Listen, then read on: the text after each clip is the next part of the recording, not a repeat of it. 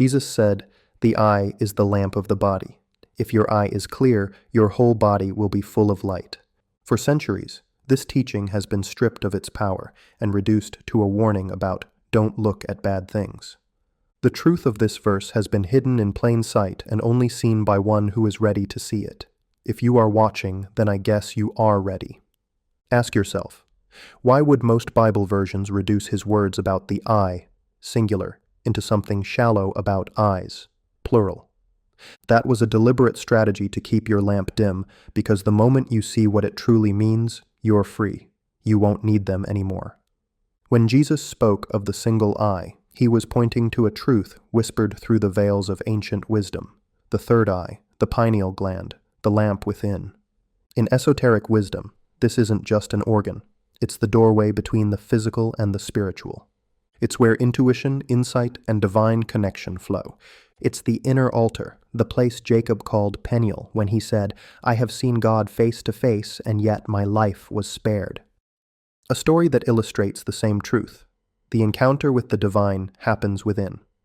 This is the wisdom behind Jesus' words. The eye is the lamp of the body. He was not speaking of the two eyes of flesh, but of the single eye of spirit. He was guiding us to awaken the third eye, to step into the light, and to become truly illuminated. I can hear the question ringing in your mind. How do we open this third eye? Glad you asked. Jesus modeled the way. Remember, his mission was to show us that we too can access this divine light within, that we can do the works he did, and even greater. John 14:12. Throughout his life, he demonstrated what it means to cultivate the inner lamp. He withdrew into silence and solitude, stepping away from the noise of the world. Mark 1:35 and Luke 5:16. He prayed, not in hurried words, but in deep, sustained communion with the Father. Matthew 14:23. He meditated, aligning his spirit with the Father. Matthew 26:39 and Luke 6:12. He fasted, cleansing his body and clarifying his mind, opening channels for divine insight. Matthew 4:2. Through his actions, he showed us what we ought to do. Meditation, prayer, fasting, time in nature. These aren't rituals. They're methods to activate your inner lamp, to keep the eye clear and to allow light to fill the whole body. So, what exactly happens when you open the third eye? Before we dive in, make sure you subscribe and like. This isn't just another video. It's one of those rare truths that finds you when it's meant to. Okay, so what happens when you open this eye? You begin to see, not with flesh, but with spirit. The world does not change, but your sight does. Love no longer feels like an obligation. It flows effortlessly, like the rhythm of your own breath. Forgiveness arises naturally, not through effort, but through quiet understanding. What was once clouded in confusion becomes simple and clear. The layers of programming fall away like old garments, and you stand clothed only in truth. Religion that confined you, culture that blinded you, society that dictated who you are, all of it loses its grip. What remains is the real you, unchained, awake, and free. The noise of the world grows quieter, and a still voice rises, the voice of God that was always there. Your steps echo the rhythm of a higher vibration. Your mind rests in clarity, your spirit in peace. You are no longer a wanderer in the dark. You are light, seeing with the third eye. And suddenly, Jesus' words make sense. The kingdom of God is within you, not locked in a temple, not controlled by an institution, not waiting in the clouds after death. It's within you. Religion taught you to look outward for heaven. Jesus taught you to look inward, to the lamp of the body. If you've ever questioned religion, ever felt there was more, ever sensed you were made for light, you were right. You've been right all along. You were born with this eye open.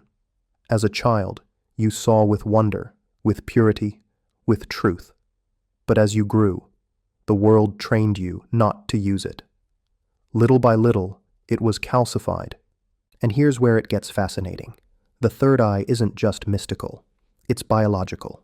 Sitting quietly in the very center of your brain is a tiny pine cone-shaped gland called the pineal gland.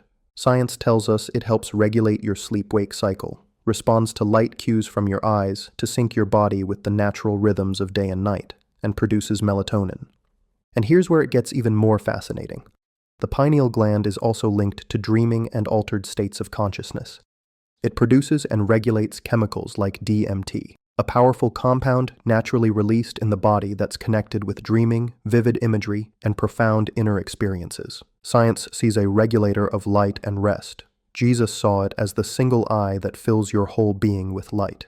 See the similarity here. One organ, two dimensions, physical and spiritual, sitting right inside you. But there's a problem. Unlike most of your brain, the pineal gland is not shielded by the blood-brain barrier.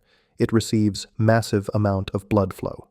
In the 1990s, scientist Jennifer Luke discovered that the pineal gland accumulates more fluoride than any other part of the body. That fluoride, found in most tap water, toothpastes, pesticides, etc., builds up over time, forming phosphate crystals that harden the pineal gland. This is called calcification. When the pineal calcifies, it produces far less melatonin, which means your sleep, your mood, your immunity, and even your natural rhythms are disrupted. And here's the part no one tells you. When the very gland designed to tune you to nature's rhythm is dulled, something far greater than sleep is lost. Your inner compass begins to drift. Fatigue becomes normal. Distraction becomes constant. Influence becomes easy. Whether by accident or by design, the outcome is the same. The lamp inside you grows dim. And a dim lamp does not only mean poor vision. It means you no longer see yourself clearly, no longer hear the quiet voice within. You become guided not by your own light, but by whatever light others hold over you.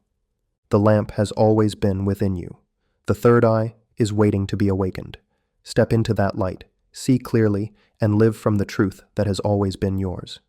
If this resonated with you, make sure to subscribe, like, and leave a comment.